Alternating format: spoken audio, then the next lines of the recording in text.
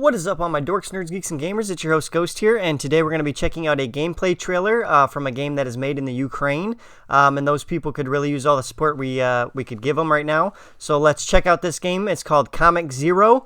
If a little bit of backstory here, if you guys are a fan of Comix Zone made by Sega, way back on the PC and on the Sega Genesis, I believe it was a side-scroller beat-em-up, but it felt very much like you were living in this world of a comic book, and it was really good for the time, and it felt really authentic for what they were going for in that game.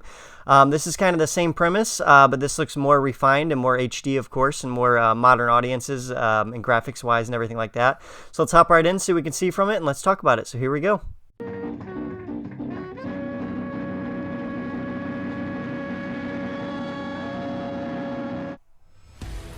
Alright, Bear Games. What do we got from Bear Games? Yeah, it looks very much like the original Comix Zone, just with the hand drawing the comic book elements to it. The one thing that's not really working for me at the moment from this game is the anime-inspired like main characters and like enemy characters. I mean, it kind of works for the world they're building, but the original Comix Zone was more 80s inspired, you know, sunglasses and the power glove and all that fun stuff. And this looks more like an anime style adventure in the same vein as like Comix Zone. More like a manga, you know what I mean? Like, this is more like a manga come to life than it is a comic book. But still looks very fun for what it's going for. Cool action sequences. Yeah, hopping over the panel, that was cool. Some puzzle elements to it, yeah, just like the original Comix Zone had. A lot of cool looking side characters here.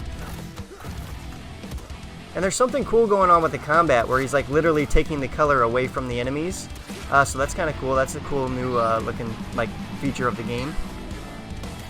It almost has like some like Diablo elements too.